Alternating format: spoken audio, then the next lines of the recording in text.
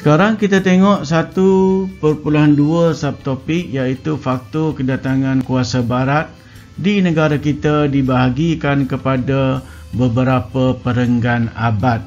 Pertama, abad yang ke-16, kedua abad yang ke-17 dan 18, dan yang ketiga abad yang ke-19 dan 20. Abad yang ke-16 seseolah ada perenggan, ada pemisah antara abad yang ke-17. Nanti kita akan tengok. Okey, kedatangan Portugis pada abad yang ke-16 kita tahu bertunjangkan kepada kemahuan tiga perkara, iaitu gold, glory dan gospel, kekayaan ataupun kemakmuran, kemegahan, keagungan dan juga gospel, iaitu mengembangkan agama Kristian. Lalu untuk memenuhi aspirasi ataupun nafsu kekayaan mereka, mereka ini menumpukan perhatian kepada barangan-barangan yang mewah, contohnya rempah dan cuka kelapa. Barangan-barangan mewah pada zaman abad yang ke-16 ini melibatkan barang-barang makanan. Seterusnya melibatkan pengumpulan barangan.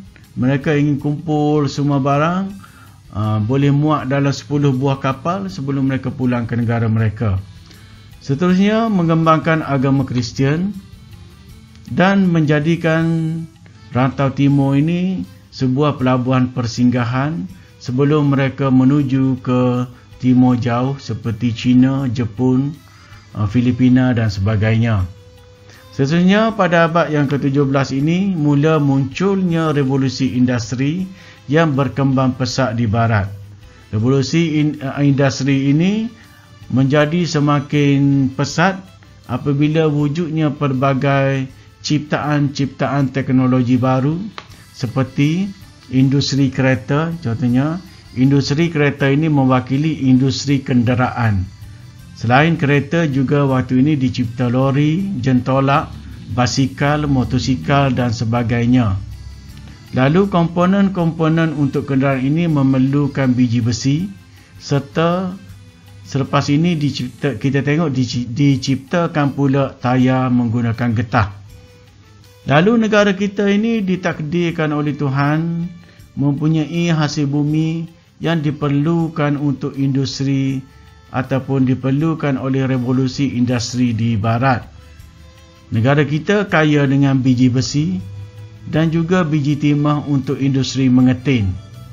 Juga selepas itu bila tayar dicipta menggunakan getah, lalu negara kita juga didapati sesuai untuk tanaman getah. Selain itu diciptakan kapal wap yang telah memendekkan jarak perjalanan apabila sebelum ini pedagang-pedagang atau kuasa barat datang ke timur menggunakan kapal layar dan terpaksa menunggu bantuan angin untuk berlayar. Manakala kapal wap ini tidak perlu lagi menunggu bantuan angin dan cukup dengan sistem kapal wap yang akan kita tengok nanti. Kemudian industri mengetin muncul bagi menggantikan industri mengawit makanan, di mana masyarakat barat sebelum ini memerlukan rempah untuk mengawit makanan bagi menghadapi musim sejuk. Lalu sekarang dengan industri mengetin, kilang itu sendiri menghasilkan produk makanan di dalam tin yang sudah siap dimasukkan rempah. Persaingan kuasa barat telah merancakkan lagi kedatangan mereka ke timur. Seterusnya penciptaan telegraf. Sebelum telegraf ini muncul sebelum menggantikan telefon yang ada sekarang. Telegraf ini merupakan satu titik-titik seperti contohnya tulisan untuk orang yang ada masalah penglihatan. Braille, tulisan Braille merupakan satu titik-titik timbul dan titik-titik itu akan diterjemahkan semula oleh mereka yang belajar sistem telegraf ini dalam bentuk ayat. Seterusnya kedatangan kuasa barat dengan slogan beban orang putih yang cikgu cerita sebelum ini mereka menganggap mereka datang ke tempat kita ini untuk memajukan kita dan untuk memberikan kita ilmu. Tapi apa yang berlaku, mereka mengangkut, merompak dan menyamun hasil yang ada di negara kita dan membawa pulang ke negara mereka, dan mereka kaya sehingga sekarang. Seterusnya, pembukaan terusan Suez di Mesir telah memendekkan jarak perjalanan sekitar 7,000 hingga 8,000 km ataupun 8,000 batu. 8,000 batu itu kalau dulu menggunakan sistem kapal layar memakan masa sekitar 3 hingga 4 bulan. Seterusnya, kuasa barat juga berminat di negara kita kerana tanah kita ini tanah yang subur serta hasil buminya yang pelbagai dan banyak. Ini paparan kapal layar yang digunakan sekian lama oleh pedagang-pedagang dan juga oleh lanun ketika merompak di laut. Kapal layar ini memerlukan bantuan angin untuk bergerak. Ini adalah kapal wap yang menggunakan sistem wap ataupun sistem steam, di mana ada satu relau macam kita memasak ataupun merebus air.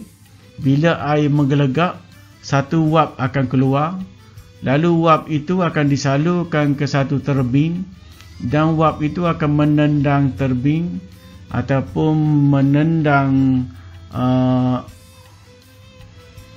enjin ringkas yang menyebabkan roda berputar, lalu boleh menggerakkan kapal. Seterusnya, kita tengok industri mengetin yang muncul di barat hasil daripada kesinambungan industri ataupun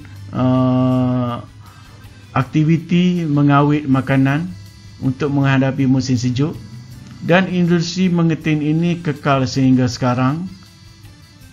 Walaupun kita bukan masyarakat sejuk, kita juga turut menggunakan sistem makanan di dalam tin ini, contohnya susu, sardin dan sebagainya, termasuk buah-buahan.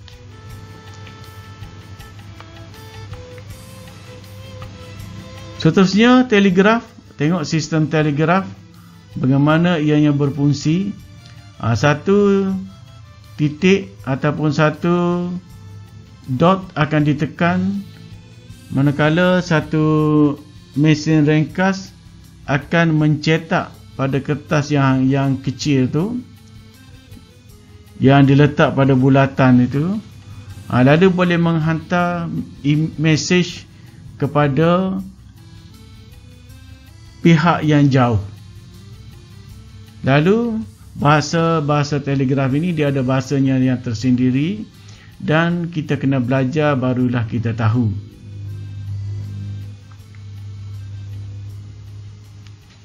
Seterusnya, terusan Suez kita tengok boleh memendekkan jarak perjalanan. Contohnya daripada London, dia akan melalui Laut Mediterranean, Laut Merah, serta terus ke timur. Berbanding dengan sebelum ini, contohnya dari barat, mereka akan ke selatan melalui benua Afrika, barulah mereka menuju ke timur. Jarak contohnya dalam batu, kalau melalui terusan Suez 7,200 batu, manakala melalui Afrika memakan jarak 12,300 batu, lebih kurang 5,000 kilometer. Lebih kurang 5,000 batu. Dari segi kilometer lagi jauh, lebih kurang 7 ataupun 8,000 kilometer. Seterusnya, kita tengok berlakunya revolusi industri, the Industrial Revolution, yang berlaku di barat. Pelbagai bahan-bahan dicipta untuk memenuhi keperluan industri dan perkilangan, dan juga menuntut penggunaan tenaga kerja yang lebih ramai.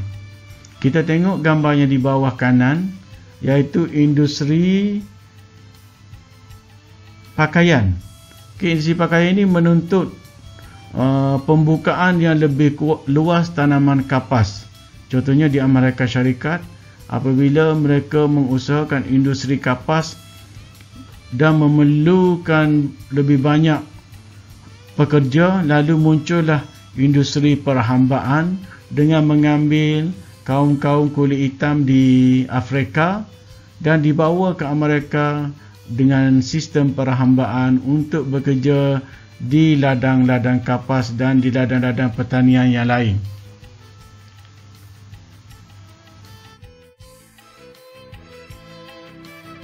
Seterusnya kita tengok 1.3 persaingan kuasa barat untuk mendapatkan tanah jajahan. Contohnya kita tengok seperti lalu bermula daripada kiri atas Burma yang dikuasai oleh SHTI, manakala di negara kita di Semenanjung Tanah Melayu dikuasai oleh Inggeris dan juga SHTI. Di Sarawak dikuasai oleh keluarga Brooke. Di Sabah dikuasai oleh pelaburan iaitu Syarikat Borneo Utara British. Dan di sekitar-sekitar kawasan lain, contohnya di Indonesia, dikuasai oleh Belanda. Di Champa ataupun Vietnam dikuasai oleh Perancis, manakala Inggeris Siam pada waktu tersebut di bawah pengaruh Inggeris. Filipina di sebelah kiri, di sebelah kanan di bawah kekuasaan Sepanyol, manakala bawah sebelah kanan iaitu Timor Leste, Timur dikuasai oleh Portugis. Ada dua wilayah Portugis di timur setelah mereka kalah di Melaka, iaitu di Timur dan satu lagi di Macau, China. Seterusnya datang kuasa barat yang lain, tengok di bawah di Selat Melaka, iaitu Jerman cuba mendapatkan Pulau Langkawi. Amerika Syarikat cuba membuat perjanjian dengan Sultan Terengganu untuk mendapatkan hak di Pulau Perhentian, manakala Rusia cuba berunding dengan Siam untuk menempatkan perdagangan mereka di ujung Salang, manakala Perancis sedang berunding dengan kerajaan Siam untuk membina satu terusan bagi memendekkan jarak perjalanan di segenting kera. Lalu kedatangan kuasa barat ini meresahkan Inggeris dengan Belanda. Lalu mereka membuat perjanjian sesama mereka. Inggris membuat perjanjian dengan Belanda 1824, manakala Inggeris membuat perjanjian rasmi dan terakhir daripada siri-siri perjanjian yang terkenal adalah perjanjian Bangkok 1909 yang memisahkan negeri-negeri Melayu Utara dengan negeri-negeri Melayu seperti Patani dan sebagainya, manakala Sungai Golok dijadikan sempadan pemisah antara pengaruh Inggeris dan pengaruh Siam.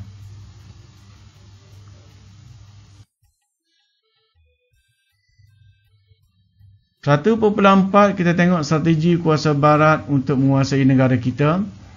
Sekarang kita tengok strategi yang digunakan oleh Waranda Oos-Indisch Company, Syarikat Hindia Timur Belanda.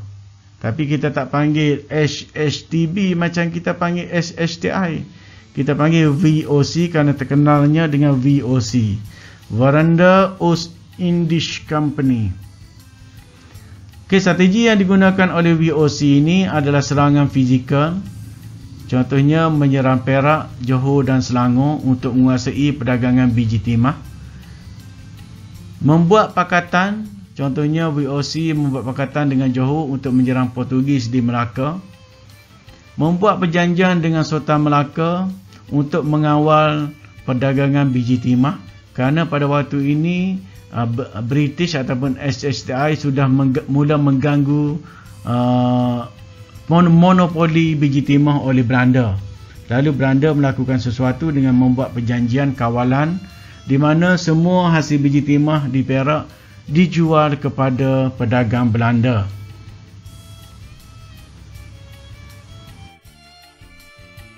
Seterusnya kita tengok strategi SHTI. Pertama, kita tengok sebelah kiri dulu, iaitu ugutan dan paksaan. Serangan fizikal, tipu helah Francis Light, membuat pakatan SHTI dan VOC 1824 yang dipanggil Perjanjian Inggeris-Belanda yang ditandatangani di London.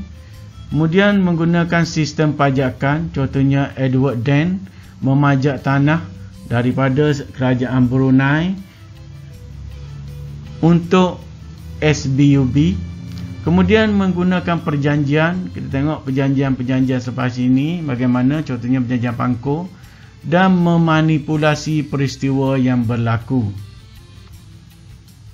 Okey, perjanjian kita tengok bagaimana British membuat perjanjian dengan Sultan Perak yang di Pertuan Besar Negeri Sembilan, Sultan Selangor, Sultan Perak, dan British mendesak supaya dibuat perjanjian untuk menerima naungan British. Serangan fizikal, contohnya British menerang Nanning apabila Dor Said enggan tunduk kepada British dan enggan membayar cukai kepada British.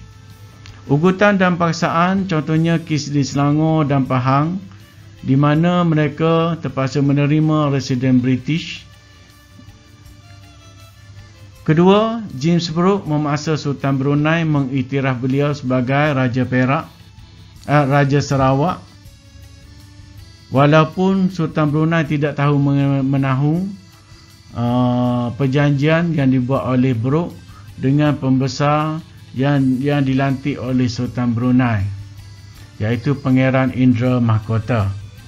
Seterusnya, manipulasi isu untuk British seperti kes rumah api Tanjung Ratchado, di mana British menuduh ada kerjasama untuk membaikot kapal-kapal dagang British yang menggunakan penunjuk arah rumah api di Teluk Ratchado. Kes di Singapura, iaitu perebutan kuasa, perebutan takhta di Perak apabila ada yang enggan menurut sistem pewarisan takhta, iaitu penggiliran yang telah kita belajar di tingkatan 2, serta konflik Sungai Ujong antara Datuk Bandar dengan Datuk Kulub.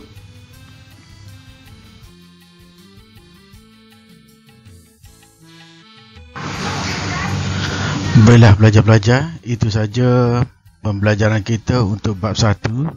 Jangan lupa untuk terus mengikuti pembelajaran di bab 2.